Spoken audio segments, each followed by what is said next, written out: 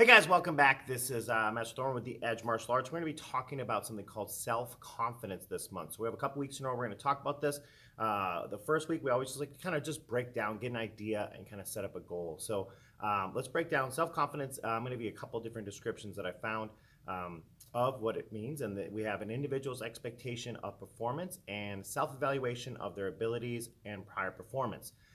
Another one that I found a description would be an individual's trust in their own abilities, capacities, and judgments, or belief that he or she can successfully face day-to-day challenges and demands. So those are not my descriptions. I found those.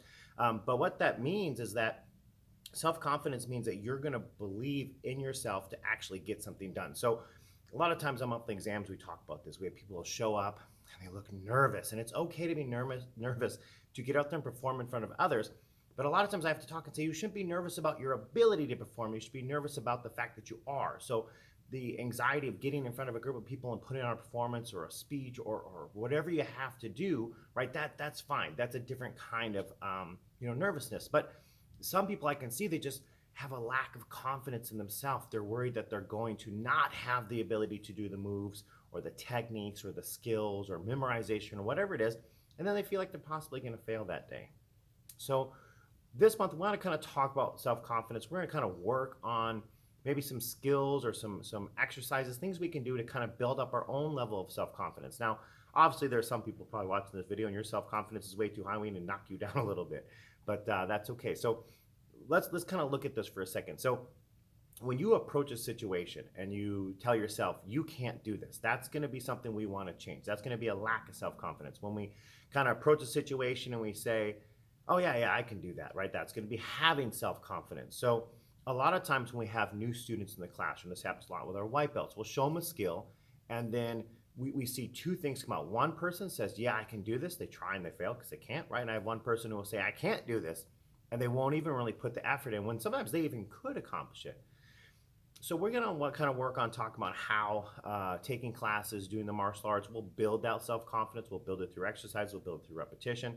But I want you to start to, for the next week, until we really get into some big exercise we can do, I want you to start to think of maybe getting a list together of things that you feel like you already have self-confidence with and things you feel like you don't have self-confidence with, right? And then look at some of those and start to look at the list where you don't have and say, which one of these areas would I really like to improve? Like do you have self-confidence in doing new things? Do you have self-confidence in meeting people? Do you have self-confidence in performing in front of or talking? Do you have self-confidence in your ability to compete? Do you have confidence in your ability to count to 10, right? So start to think of some of these things, and then I want you to start to maybe think of how it makes you feel inside when you approach these things you don't have self-confidence with, right? Do you get anxious? Do you get excited? Are you one of the people who laughs because you don't have confidence in yourself on this action? So this whole month is going to be talking about this. We're going to break it down. We're going to kind of start to figure out things in the past and kind of look back on things where we had self-confidence. How does it make us feel to have that positively? How do we gain that self-confidence?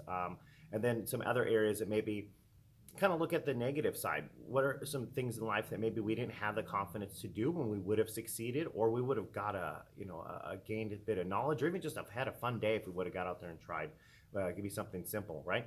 And then long term, we're going to figure out what are some things that aren't going to be fixable within a month, some exercises that are going to take a long term, but kind of set some goals for ourselves to build a level of self-confidence with maybe different areas, because I understand that some people have a huge self-confidence in one area and then really lacking in another. I've seen that. I had a big competition team. We used to take them all over traveling, and I had some people I could bring to a local level tournament, right? And they would compete against local people, and they would have confidence out the roof. Like there was nothing in their mind that told them that they weren't going to win that day. They had no question about it. They were going to win. I'd take them to a national tournament, and a lot of times they'd be facing the exact same people they beat locally.